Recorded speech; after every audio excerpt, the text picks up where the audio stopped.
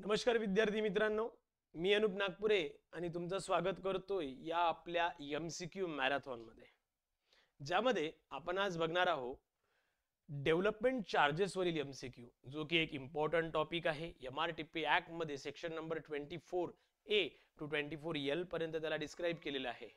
Important याच्यासाठी आहे कारण बरेचदा यावर आपण लक्ष देत नाही आणि असे टॉपिक जे सुटून जातात, कदाचित यावर एक किंवा दोन जर क्वेश्चन आले म्हणजेच 2 ते 4 मार्क्सचा हा टॉपिक असू शकतो. त्यासाठी हा इम्पॉर्टंट त्याचा पहिला पार्ट. यानंतर पुन्हा डेव्हलपमेंट चार्जेस वर एक पुन्हा MCQ प्रॅक्टिस घेण्यात येईल, ज्यामध्ये त्याचे खूप hard question with respective value घेतल्या जातील. ओके, यासोबतच पुन्हा एकदा सांगतोय की आपली जी टेस्ट सिरीज आहे असिस्टंट टाउन प्लॅनर वरची, ती अवेलेबल आहे आपल्या प्लॅटफॉर्मला.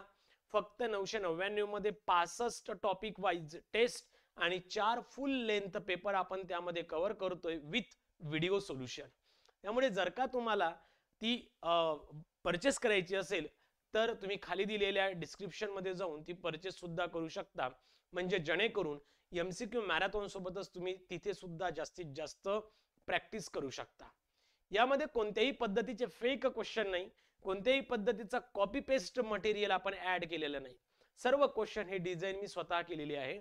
किंवा तुम्हीही MCQ मॅरेथॉन मध्ये बघत असाल की कुठेही कॉपी पेस्ट किंवा जुनच त्याला कुठेतरी छापून कुठेतरी एखादी व्हॅल्यू गाडून आपण आणतोय असं काही नाही. सगळे रिलेव्हंट क्वेश्चन आहे आणि रिलेव्हंट याच्यासाठी बोलतोय की 36 सेकंड मध्ये कोणता पार्ट कव्हर व्हायला पाहिजे अशा पद्धतीने आहे. नाहीतर उगाच मोठमोठे क्वेश्चन टाकून काय अर्थ नाही किंवा एकदम छोटा क्वेश्चन टाकून काय अर्थ नसतो, बरोबर आहे.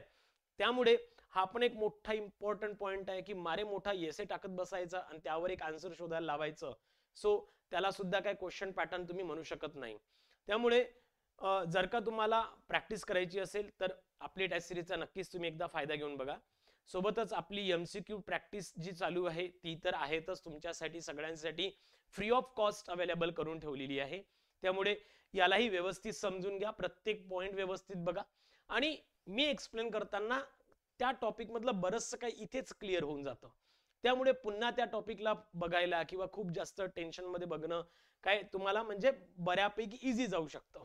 सो त्या केसमध्ये तुम्ही त्या टॉपिकला इथे पण व्यवस्थित लक्ष देऊन समजून घ्या आणि MCQ कोणत्या पद्धतीचे येऊ शकतात, कसे येऊ शकतात किंवा आपल्याला एक्झाम मध्ये कोणत्या पद्धतीच्या मल्टिपल चॉईस क्वेश्चनला फेस करावा लागेल हे सुद्धा तुम्हाला इथे क्लिअर होऊन जाईल. Okay, so let's have a first MCQ. Under what condition is the authority empowered to levy a development charges? Only for new building constructed after 2000, for use or change of use or development or any land building requiring permission under the act, only when the building is used for a commercial purpose, only when land is sold for or transferred.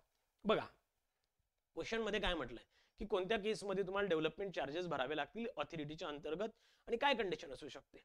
तर यामध्ये development चार्जेसच्या संदर्भात काही एक्झम्पशन्स दिले आहे, पण 2000च्या आधी म्हणजे after साठी आणि नंतर असं काही नाहीये. क्लिअर, सो असं काही नाही, त्यामुळे हा ऑप्शन चुकीचा आहे. सो फॉर यूज और चेंज ऑफ यूज, ओके, और development of any land building requiring permission under the act. Okay, कोणत्याही पद्धतीच्या डेव्हलपमेंटसाठी, कोणत्याही पद्धतीच्या लँड यूज चेंजसाठी किंवा ऑक्युपन्सी यूज चेंजसाठी जर का तुम्हाला तशा पद्धतीने परमिशन लागत असेल तर त्या अंतर्गत तुम्हाला डेव्हलपमेंट चार्जेस भरणं गरजेचं आहे. क्लिअर, जे की 0.5 आणि 2% अशा पद्धतीने असेल. कन्स्ट्रक्शन जर का करायचं असेल, लँड डेव्हलपमेंट असेल तर 0.5, कन्स्ट्रक्शनच्या बेसिसवर 2%, अशा पद्धतीने जे चार्जेस अप्लाय केले जातात ते तुम्हाला शेड्यूल 2 मध्ये बघायला मिळतील MRTP ऍक्ट मध्ये. म्हणून या क्वेश्चन साठी ऑप्शन 2 हे बरोबर आहे, बी हे बरोबर आहे. Clear, only when the building is use for commercial purpose हे पण नाही, आणि only when the land is sold or transfer, याच्यासाठी लँड सोल्ड किंवा ट्रान्सफर साठी आपण ड्युटी पे करत असतो किंवा स्टॅम्प ड्युटी पे करतो, तिथे काय डेव्हलपमेंट चार्ज पे करत नाही. म्हणून या केसमध्ये ऑप्शन बी हे करेक्ट येतं. Clear, next 2, when is development charge not leviable under this chapter? कोणत्या केसमध्ये अशा पद्धतीचे डेव्हलपमेंट चार्ज ऍक्ट होणार नाही किंवा एक्झम्पशन दिलं जातं? when the development involves construction after the year 2000 अशा पद्धतीचा कोणताही पार्ट आपल्या MRTP ऍक्ट मध्ये नाहीये. सोबतच when land is developed without any permission, okay, so land is developed without any permission, it is nothing but unauthorized. okay, याला आपण काय म्हणतो? unauthorized बोलतो. clear? when development permission was granted before the August 10 1992 च्या केस मध्ये regardless where work has started or completed. लक्षात घ्या, जर तुम्हाला एक कंडिशन लक्षात ठेवायची असेल डेव्हलपमेंट चार्जेसच्या अंतर्गत, तर ही कंडिशन एक लक्षात ठेवा. ऑगस्ट 10 1992 च्या आधीच्या केसमध्ये डेव्हलपमेंट चार्जेस तुम्हाला पे करायची गरज नाही. ओके, त्याला पण काही क्रायटेरिया आहे जे की आपण ऑलरेडी आपल्या पार्ट मध्ये घेतलेले आहेत. ओके, असं नाही की फक्त सर याच्याच नंतर, तर याच्यामध्ये पण काही कंडिशन्स आहेत. Clear? So when the change of land use temporary, sir याच्यासाठी तर काही गरज नाही, म्हणून ऑप्शन सी ए करेक्ट येणार क्वेश्चन नंबर 2 साठी. Next, if the land development permission not involving construction was granted before the 10 August 1992, what is the development charge implement? बघा, यामध्ये काय म्हणतात, development charge is always be levied on land. हो, obviously डेव्हलपमेंटच्या केसमध्ये आपण development charge पे करतो, पण यामध्ये सुद्धा काही कंडिशन्स एक्झम्पशन्स टाकून ठेवली आहे, म्हणून प्रत्येकच वेळेला होईल असं नाहीये. Development charge will be levied only if construction permission is granted later. बघा, जर का कन्स्ट्रक्शन 10 ऑगस्ट 1992 नंतर करणार असेल, त्याची परमिशन जर का तुमच्याकडे असेल, तर त्या फक्त कन्स्ट्रक्शनच्या बेसिसवर तुम्हाला चार्ज पे करावा लागतो. क्लिअर? आणि ऑप्शन 2 बी हे मला व्यवस्थित वाटत आहे. पुढे बघू. No development charge is ever levied. Okay, आणि development charge is waived permanently, हे पण चुकीचं आहे. म्हणजे ऑप्शन बी जो आहे हा मित्रांनो परफेक्ट आहे. Clear? Next, how is the user of land and building classified for assessing a development charge? How is the user of land and building classified for assessing a development charge? Based on owner business registration, म्हणजे मालकाच्या business रजिस्ट्रेशनच्या बेसिसवर काय आपण charge, development charge pay करत नाही. Based on the building plan approval, based on the predominant use of land and building. Exactly, तुम्ही त्या particular लँडचा किंवा बिल्डिंगचा नेमका कशासाठी यूज करत आहे, कशासाठी डेव्हलप करणार आहे, याच्या बेसिसवर तुम्हाला तशा पद्धतीने डेव्हलपमेंट चार्ज टाकून दिले जातात. म्हणून क्वेश्चन नंबर 4 ला सी करेक्ट. क्लियर? चलो आगे बढ़ते हैं. What happens if the development charge, if a vital urban transport project is declared in the area? बघा, नॉर्मली काय की जे काही डेव्हलपमेंट चार्जेस असतील त्या पर्टिक्युलर एरियासाठी ते तर आहेत, बट इन केस जर का व्हायटल अर्बन ट्रान्सपोर्ट प्रोजेक्ट जर का तिथे येत असेल मेट्रो वगैरे सारखा, तर त्या केसमध्ये जो काही डेव्हलपमेंट चार्ज असतो तो डबल केला जातो किंवा 100% डायरेक्ट वाढवला जात असतो. ओके, शेवटी अर्थ एकच आहे.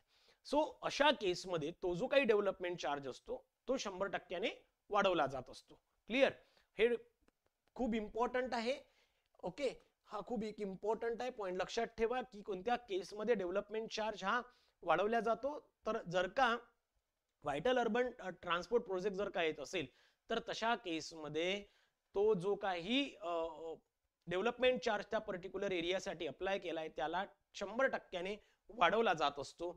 So it is increase by 100%. Clear? Next, what must the authority do before enhancing or reducing the development charge rate? बघा, what must authority do before enhancing or reducing the development charges rate? Okay, obtain approval from the mayor, publish a newspaper advertisement, pass a resolution in a special meeting and get a prior sanction from the state government, conduct a public hearing.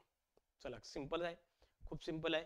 बघा, authority ज्याही वेळेला एखाद्या केसमध्ये जर का rate change करत असेल किंवा कमी करत असेल, तर अशा केसमध्ये सुरुवातीला एक रिझोल्युशन पास करून स्टेट गव्हर्नमेंटचं अप्रुव्हल घ्यावं लागतं आणि आफ्टर द सँक्शनिंग और after the approval of state government तशा पद्धतीने ते डेव्हलपमेंट चार्जेस कमी केल्या जाऊ शकतात किंवा चेंज केल्या जाऊ शकतात. म्हणजेच काय, pass a resolution in a special meeting and get a prior sanction from the state government So option C is correct. Next, 7. When do the development charge regulation come into force after being sanctioned by the state government under the section 124B? Okay, when do the development charge regulation come into force? Okay, immediately upon passing the resolution by the authority, on the date the public is notified via newspaper, on or after the date specified by the state government in its sanction, after the period of 30 days from the date of sanction. Okay, simple question आहे. या आधी पण अशा पद्धतीचे question झालेले आहे. MRTP act मध्ये RPDP TPS च्या संदर्भात सुद्धा आपण एक बघितलेलं आहे की ज्या वेळेला सँक्शनिंग नंतर जी काही डेट स्पेसिफाय केली जाते स्टेट गव्हर्नमेंट कडनं, त्या डेट पासून तो फोर्स मध्ये येतो किंवा त्याला अप्लाय केलं जाऊ शकतो. म्हणजेच 7 ला सी करेक्ट आहे. क्लियर, एकदम खूप सिंपल आहे, त्यामुळे खूप इझी जात असेल कदाचित. 8th, what must the authority do after development charge regulation or sanction and publish in official gazette? Okay, send individual letters to the landowner, display the regulation in court, display them on its office notice board and publish a newspaper notice, announce the regulation via radio broadcast. फालतू question आहे, बरोबर ना. म्हणजे simple आहे की notice बोर्डवर display करेल आणि न्यूजपेपर मध्ये पब्लिश केला जाईल. ओके, म्हणून 8 ला C correct. 9. It is necessary to give separate notice to owner or occupiers when development charges rates are changed. Yes, in all cases. Only if the rate increased. No, separate notice is not required. Only if the building is commercial. बघा, एकदम फालतू आहे, काहीच नाही. म्हणजे charges जर का change होत असेल किंवा वाढत असेल तर का तुम्ही प्रत्येकाला नोटीस पाठवत बसाल का, फोन कराल का किंवा प्रत्येकाला नोटीस देत बसाल का? बिलकुल नाही, काही गरज नाही. तुम्हाला फक्त काय न्यूजपेपर मध्ये करायचंय, बाकी काहीच नाही.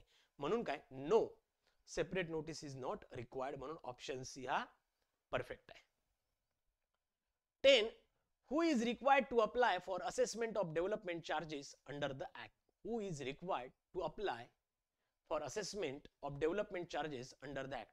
Only government agencies. Any person intending or having carried out a development or change of land building use. Only owners of commercial property. Only promoters registered under the RERA. Who is required to apply for assessment of development charge? कोणाला नेमकं? Government एजन्सीजला तर त्यामधनं एक्झम्पशन्स आहे. जो एखादा person आहे ज्याला तशा पद्धतीने डेव्हलपमेंट करायचं आहे किंवा लँडचं म्हणा किंवा बिल्डिंगचं, तो काय करेल, तो इंडिव्हिज्युअल्स तशा पद्धतीने अप्लाय करू शकतो फॉर द डेव्हलपमेंट चार्जेस. म्हणून या केसमध्ये कमर्शियल साठी आणि रेराच्या केसमध्ये तर बिलकुल नाही, म्हणून ऑप्शन बी हा करेक्ट येणार. क्लियर, म्हणून 10 ला be correct. What is the interest rate applicable on unpaid development charges after the 30 days period? Normally काय की जो काही डेव्हलपमेंट चार्जेस आहे तो साधारणतः 30 दिवसाच्या आतमध्ये पे करावा लागतो. जर का तुम्ही पे करत नसेल तर जी काही आउटस्टँडिंग व्हॅल्यू आहे त्यावर किती % लागतो किंवा किती per annum rate of interest लागतो? 10, 12, 15 की 18? सिंपल आहे, खूप सिंपल क्वेश्चन आहे. ऑब्वियसली काय लागतो? 18% पर एनम एवढा रेट ऑफ इंटरेस्ट लागतो तुमच्या पर्टिक्युलर आउटस्टँडिंग जी काही व्हॅल्यू असेल त्यावर. What is the status of development charges with interest in relation to the land or building they pertain to? Treated as a municipal fine. First charge on the property subjected to the prior land revenue. Deduct from the property sale value. Only applicable if the property is mortgage. So let's see. जो काही development charge असतो हा first charge असतो त्या प्रॉपर्टीवरचा. त्याशिवाय कोणताही एखादा व्यक्ती ती गहाण ठेवू शकत नाही, कोणाला विकू शकत नाही किंवा कोणत्याही पद्धतीचं त्यावर ट्रान्झॅक्शनच्या बेसिसमध्ये काहीच करू शकत नाही जोपर्यंत तो तशा पद्धतीने डेव्हलपमेंट चार्जेस पे करणार नाही. म्हणून 12 ला बी करेक्ट येतो. 13. If a promoter is liable to pay development charges and defaults, which property can be charged recovered from? Only the specific property of developed. Any property owned or in which the promoter has an interest. Only property jointly owned by the promoter and builder, the property manager's office space. एखादा जर का एखादा property owner असेल आणि त्या केसमध्ये त्याला जर का डेव्हलपमेंट चार्जेस त्याने पे केले नसेल, तो जर का डिफॉल्टर असेल तर त्या केसमध्ये त्याची कोणतीही प्रॉपर्टी असो किंवा त्याचा ज्या पर्टिक्युलर प्रॉपर्टीमध्ये इंटरेस्ट असेल त्या त्या पर्टिक्युलर प्रॉपर्टी मधनं तो डेव्हलपमेंट चार्ज रिकव्हर केला जाऊ शकतो. म्हणजे त्याच फक्त प्रॉपर्टी मधनं आहे का, तर नाही. त्याच फक्त प्रॉपर्टी मधून नाही तर कोणत्याही प्रॉपर्टी मधून जी त्याच्या नावावर असेल त्या केस मधनं. Clear? 14. Which type of properties are completely exempted from a development charges under the act?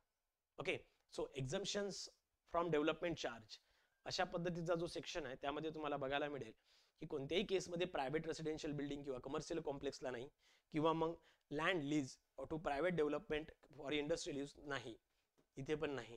पण जर का एखादं work on behalf of government, state, central और लोकल बॉडीज किंवा एखादी agencies but with the approval of that particular government किंवा त्यांच्यासाठी एखादं काम करत असेल तर त्या केसमधनं त्याला एक्झम्पशन दिलं जातं. म्हणून option C is correct. Land building vested in or under control of central और स्टेट गव्हर्नमेंट और अ लोकल ऑथॉरिटी. क्लियर? म्हणून 14 ला सी करेक्ट. 15 काय सांगतो?